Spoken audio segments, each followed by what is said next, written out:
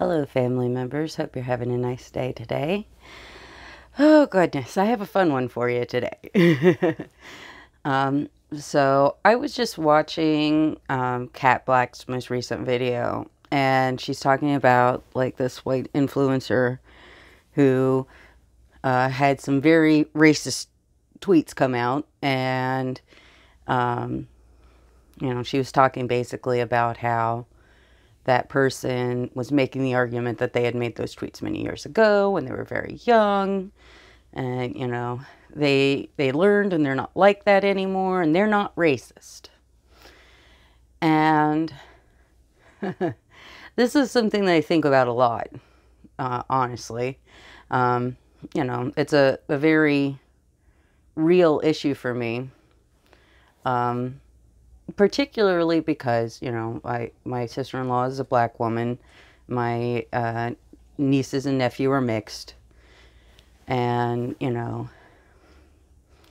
when you have small black children in your family, the way that you hear the Trayvon Martin story is just different. And that was a big part of the discourse that this influencer had engaged in, is they had made comments about, George Zimmerman it was good that they didn't get held accountable for the murder, and that Trayvon deserved it. I don't know exactly what it was, but so that particular case actually is one that is particularly sensitive for me, because I live in a city where my city's on this side of the river. The other side of the river is Sanford, Florida, where Trayvon Martin lived and was murdered. And so, I mean, I literally know exactly where it happened. Like, that's the thing about it that's like so upsetting, is it's not some far off distance thing. And so even before, my sister-in-law was part of my life, that case was always very sensitive to me. A child from somewhere very near where I've lived. I mean, I honestly could never really pay that close attention to that case because it was too upsetting. But anyway, this is all just sort of background. Because what I want to talk about is that woman, the influencer, saying that she's not racist. Because as a white American, I can tell you, yeah, you are. You're definitely racist, honey. I mean, I'm racist. I know I'm racist. I don't want to be racist. I'm working very hard to find out where my biases are and fight to correct them. But it is a process, honey. And that's one thing that Kat said in her video that is like so very, very, very, very, very true, is being anti-racist as a white American is a process that's likely going to last the rest of your life. It's not something where you get some information one time, you learn, and then you do better forevermore. That's just not how it's gonna happen. Sorry. We all, I grew up in probably, a more accepting environment. Obviously my second family is from Zimbabwe, and, I've always known Black Africans ever since then. Not just them, other Black Africans as well. But I didn't really grow up in a community with very many African American people, or very many Black Americans, And so I couldn't help, even though my parents, weren't necessarily, actively, racist, good old boy type people or anything like that. Even though my parents would have wanted me to be a very inclusive person, they couldn't help the fact that they grew up in the segregated South. My parents talk about, living here in Florida in the 60s and, literally seeing like separate, colored washrooms and water fountains and stuff. My mom says that there was a point in her life when she found out that black people bled red, and she was shocked. That's how, like, separate black culture was from white culture in the world that she grew up in. And so, of course, she has biases from that. And she may actively work to, offset those or acknowledge them and call them out in herself. But they're there. You can't help but have things rub off on you that you don't know. And if you don't take the time to really examine your own biases, how are you supposed to know they're even there? You know? It's a struggle. It's something that you have to actively do. You can't just say, I'm not racist, because that's just not how human beings work. And we live in cultures where people outside of our little group, we have biases against them. And, when I worked at Amazon, this is kind of sad. I hate to admit this, but it's true. When I worked at Amazon, I was kind of startled to find out how racially biased people who weren't white could be. I would have a lot of rants from Asian people about Latino people, or black people about Europeans, or not so much black people against Europeans. I don't know why I came up with that. I was just trying to think of different groups of people. That's not a good example. Let's ignore that one. But I did talk to a lot of people who were racist against Latinos because, we had outsourcing.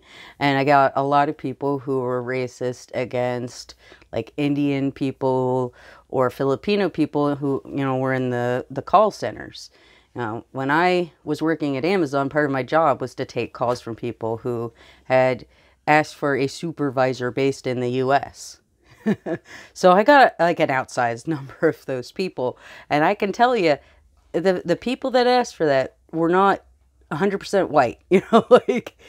There is racial bias in other races besides white people. But if you're a white American living in America, you have to understand that you have racial biases against black Americans because you were raised in a society that has these intrinsic biases, okay? And it doesn't matter how good your intentions are, or your family's intentions are, or how progressive or inclusive your community is. On some level, there are biases that have sunk into you that you don't acknowledge necessarily, and you need to acknowledge.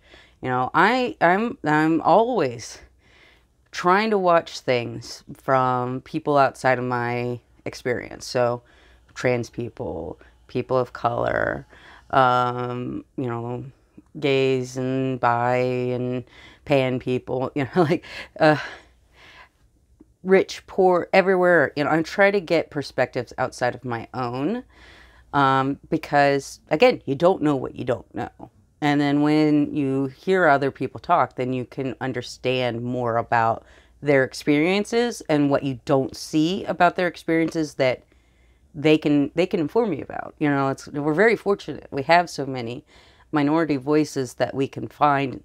It's not necessarily easy. They're not always lifted up to mainstream levels, but we live in the internet age. You don't have to worry about the mainstream. You don't have to wait for content to be fed to you by corporate interests. You can go out and find it yourself, okay? And one thing that I had to learn early on is when I'm watching things by black creators, especially as a white American, when they're talking about race and the experiences of black Americans, it's not going to be a comfortable experience 100%. It just isn't. And it doesn't need to be.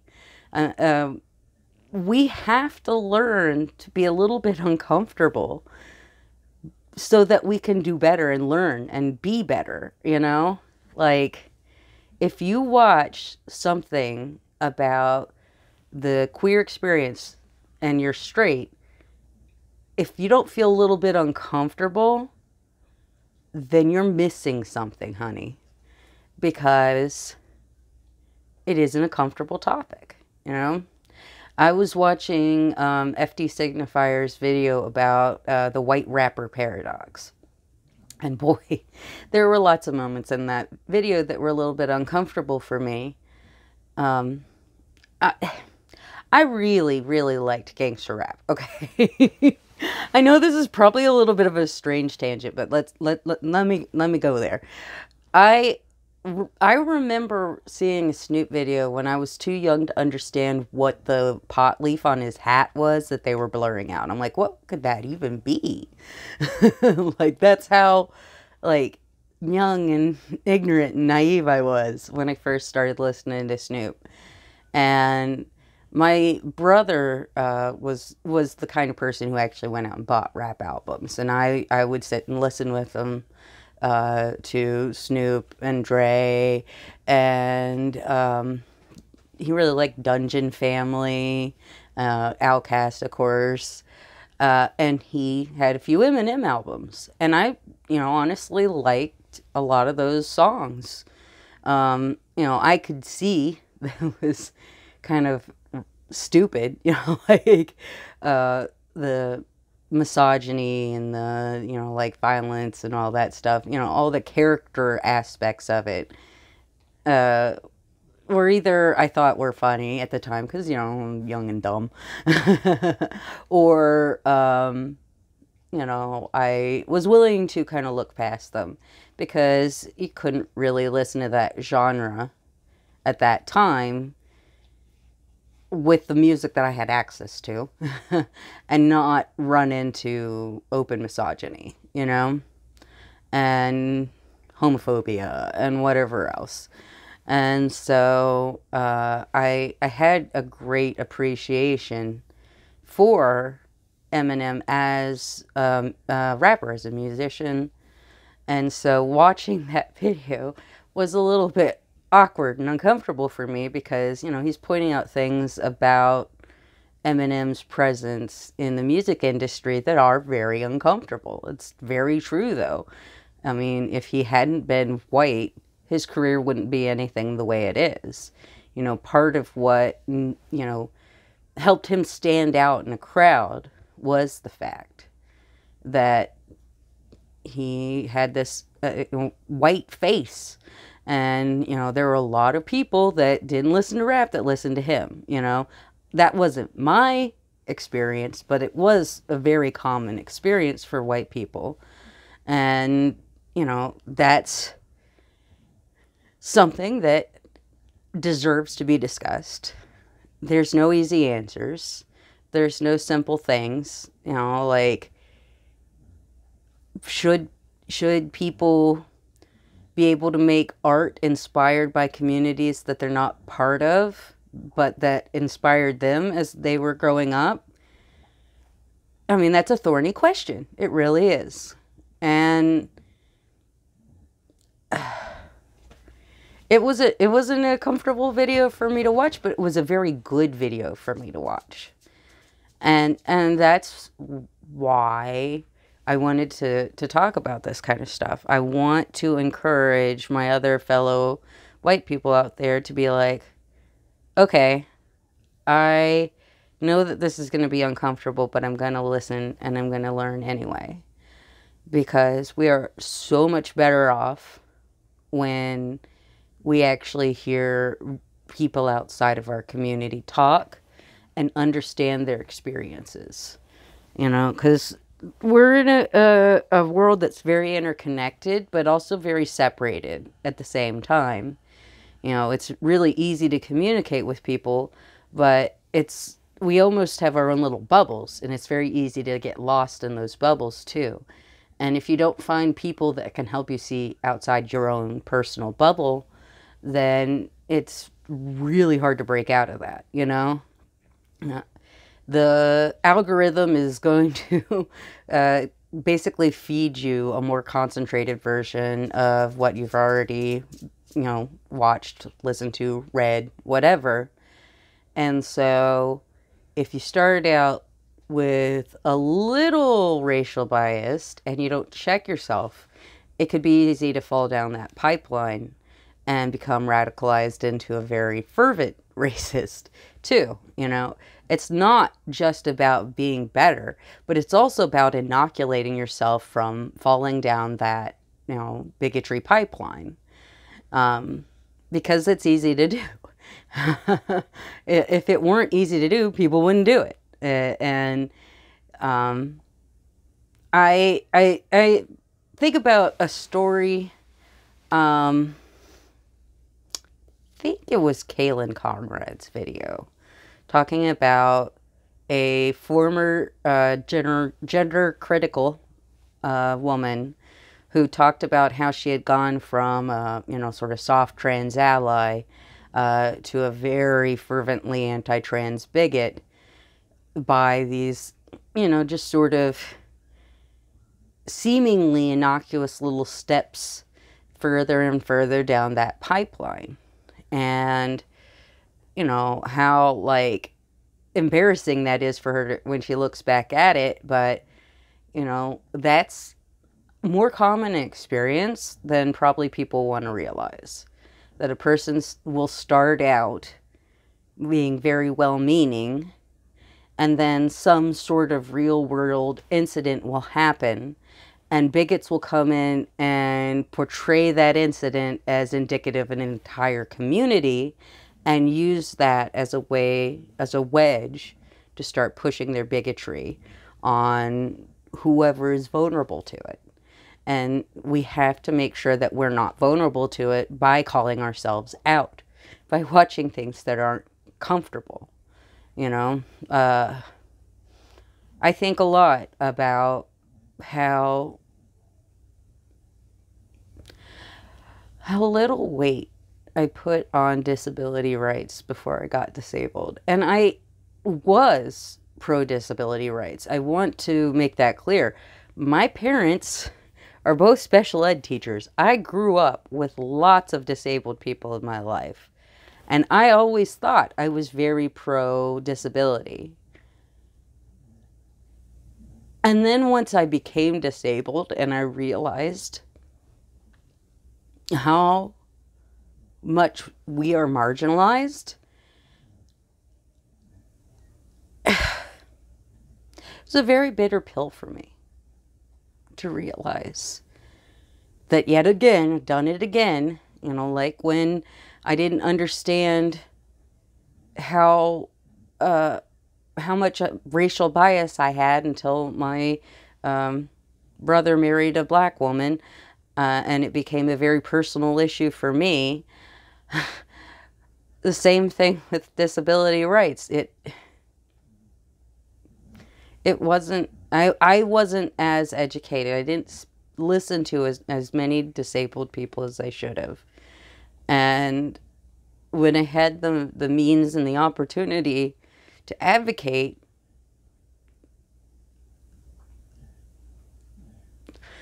I went to the Women's March. I went to, like, queer events before I knew I was queer, and then after, of course.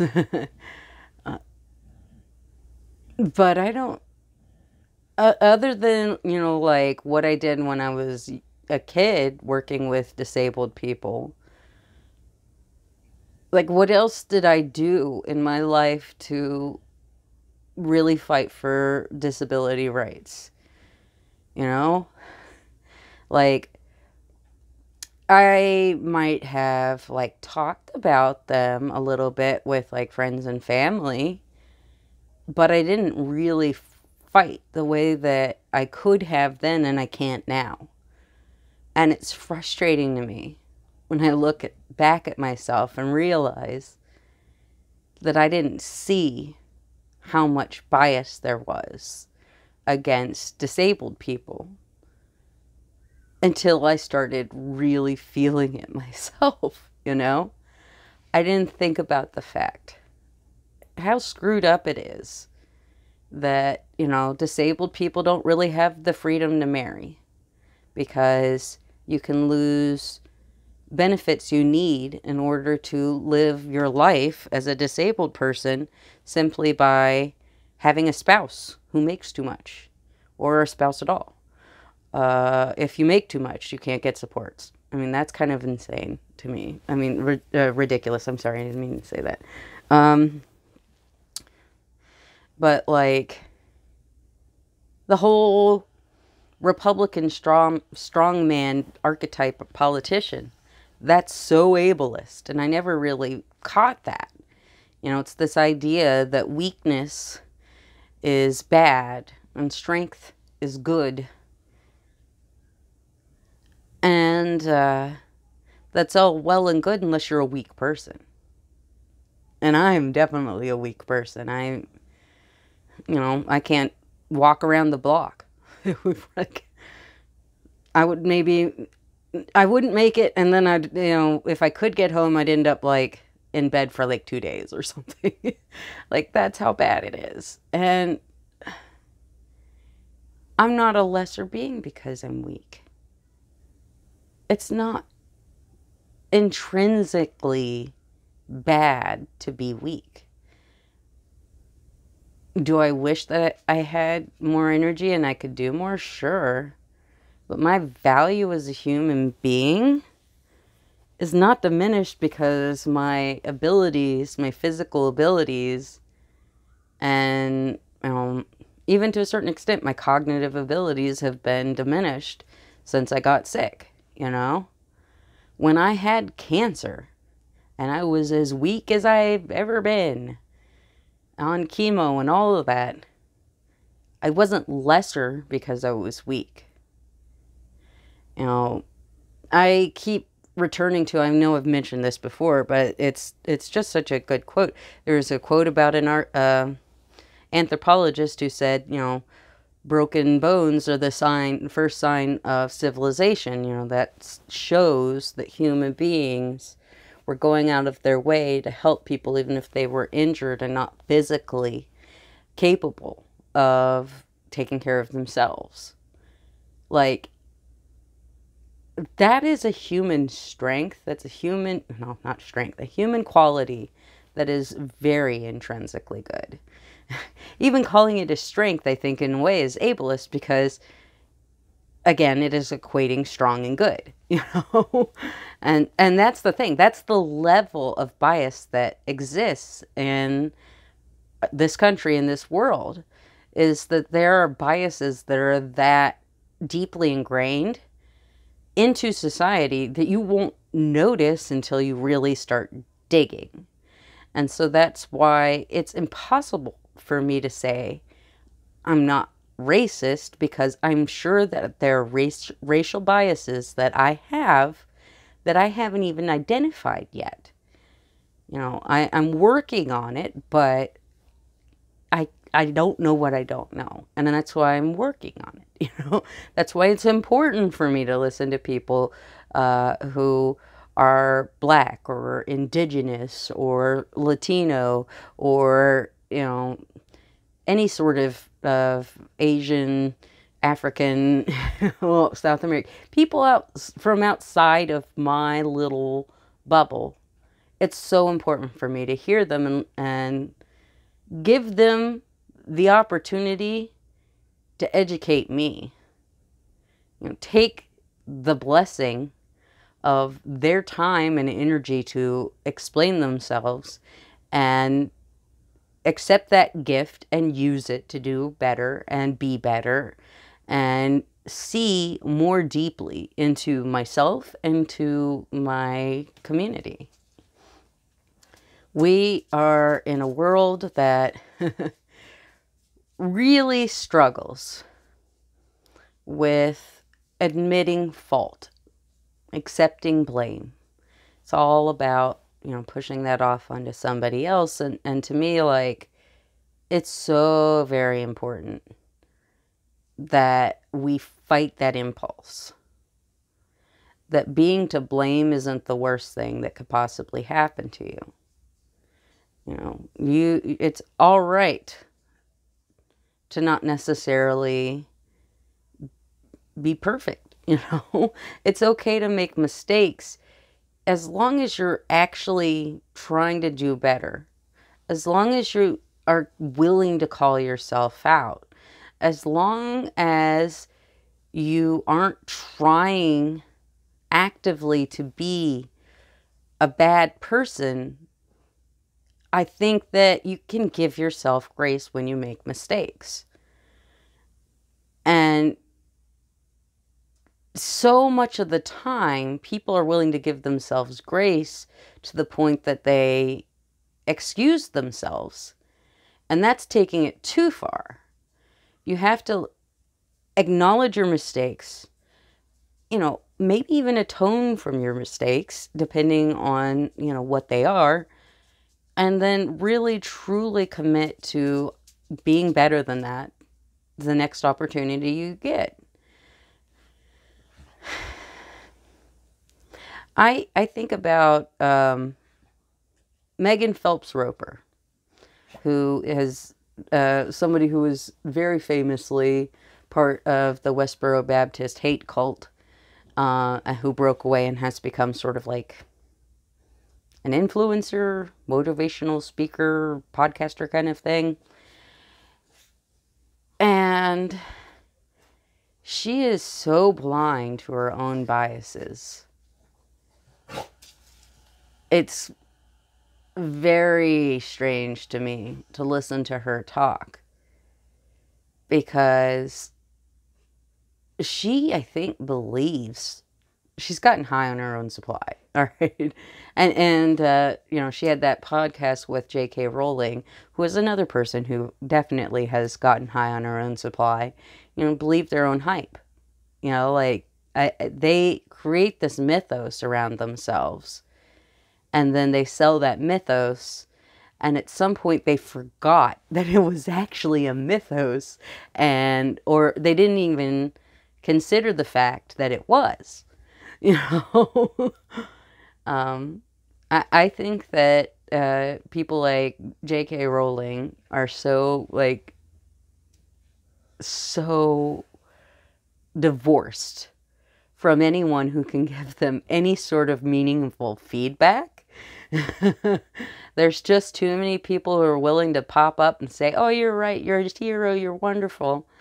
Why would they need or want to listen to voices who are genuinely critical, coming at them with good faith and trying to educate them?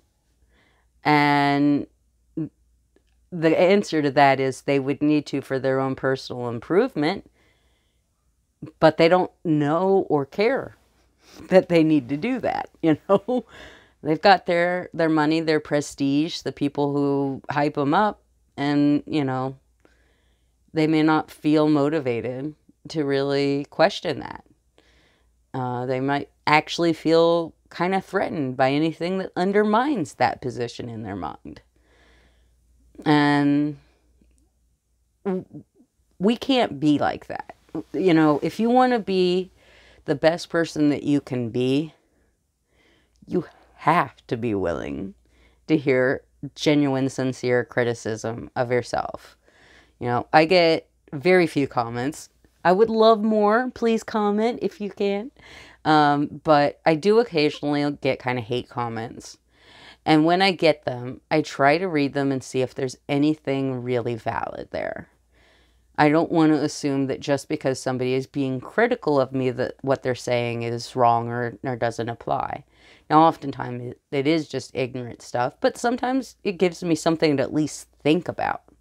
Even if their intent isn't necessarily 100% good. Sometimes I can come across things that I didn't think about, that I could think about and do better. Now, if I had more than 87 subscribers, believe me, I know exactly the number I check. But if I didn't have, such a small following, if I had a lot of negative comments, much more negative, and a lot more positive comments, much more positive, I could see where it would be easy to lose those sort of middle of the road critical comments in the deluge. just assume that anything that is negative is not worth your time, because so much of it wouldn't be. And I don't know. I think there's a privilege in not being so popular and not having that echo chamber. I don't know if it's good for a human to have a huge platform and a lot of people that are going to constantly reaffirm whatever they want them to reaffirm, you know? I don't know how healthy that is. But the main thing is, the takeaway I want you to take from this is that you are biased. No matter who you are, no matter how hard you've tried, you have biases. And there's only two options. Either you're the kind of person who tries to pretend you don't, or you're the kind of person who actually confronts them. Either you're a racist who doesn't want to admit it, or you're a racist who is working to fix it. All right, family members, I'm going to run out of time again, so I probably ought to shut off this camera before it shuts me down. All right. Take care, family members. Love you. Bye.